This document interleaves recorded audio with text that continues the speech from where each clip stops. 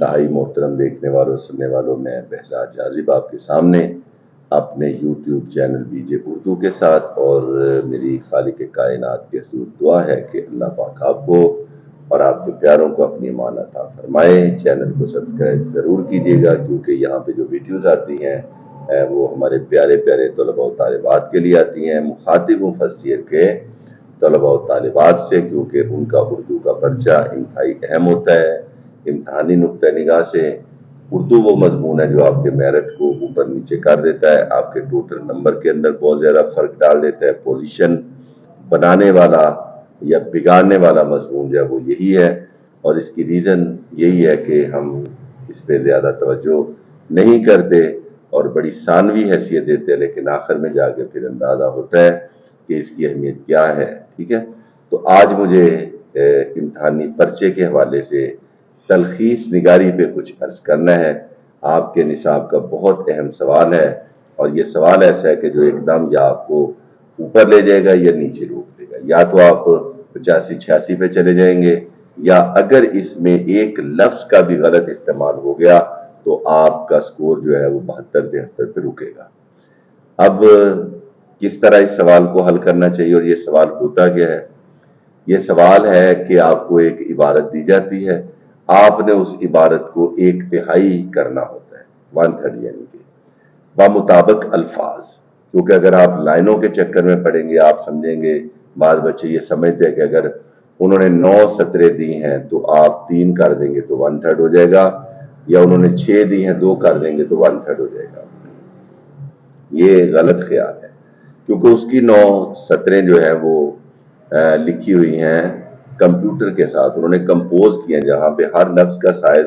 ایک ہی طرح کا ہوگا۔ آپ نے لکھنا ہے قلم سے، تو اس کی اگر ایک سطر آپ قلم سے لکھیں گے آپ کی 3 بن جائے گی۔ ٹھیک ہے، اس لیے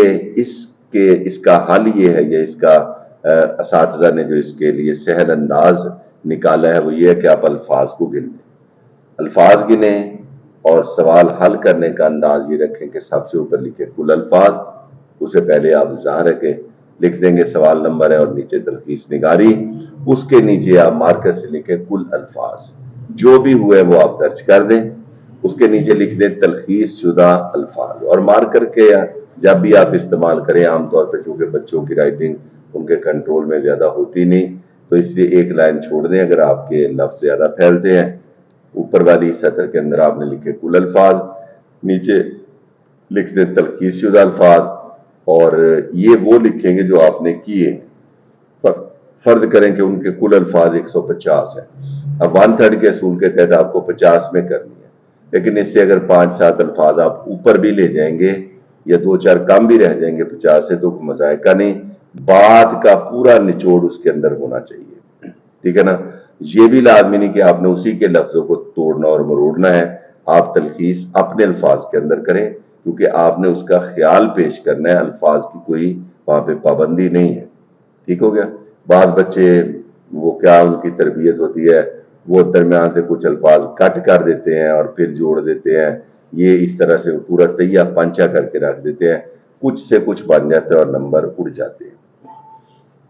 دی گئی عبارت کو اچھے طریقے سے پڑھیں، پڑھنے کے بعد اس کے اہم نکات نوٹ کر لیں۔ اگر تو آپ رف عمل کا سہارا لینا چاہتے ہیں تو اپنی امتحانی جو آپ کی جوابی کاپی ہے اس پہ آپ کر سکتے ہو۔ ٹھیک ہے، اور اگر آپ کی اس پہ اتنی زیادہ مشق ہے کہ ان نکات کو آپ اپنے ذہن کے اندر ہی ایک طرح سے ترتیب دے لیں گے تو یہ بہت ہی اچھی بات ہے، یعنی پہلی ایک لائن آپ پڑھیں، یا جہاں پہ پہلا اس کا فل سٹاپ آیا ہے یا ختمہ آیا ہے وہاں تک دیکھیں، ایک مکمل بات ہوگی، اس بات کو آپ اس کا ایک نقطہ تیار کر لیں، پھر اگلی بات کا، پھر اگلی بات کا، پھر 3 یا 4 آپ کے اہم نکات بننے ہیں، پھر ان کا دوبارہ جائزہ لیجئے، ان کو پھر پڑھیے، کمی بیشی جہاں پہ ہے اس کو آپ حل کیجئے، قطع برید کیجئے، اور پھر جو فائنل آپ کی تحریر بن گئی ہے تو اس کے الفاظ گن لیں کتنے بنے، تو تلخیص شدہ الفاظ کے اندر وہ لکھ دیں، اور نیچے آپ تلخیص شدہ عبارت لکھ دیں، اور تلخیص شدہ عبارت لکھتے ہوئے خیال رہے کہ کہیں پہ کوئی کٹنگ نہ آئے، یا آپ ریموور کا استعمال نہ کریں۔ اگر آپ اس طرح لکھ دیں گے اور آخر میں نیچے مجوزہ عنوان 2 عنوان لکھ دیں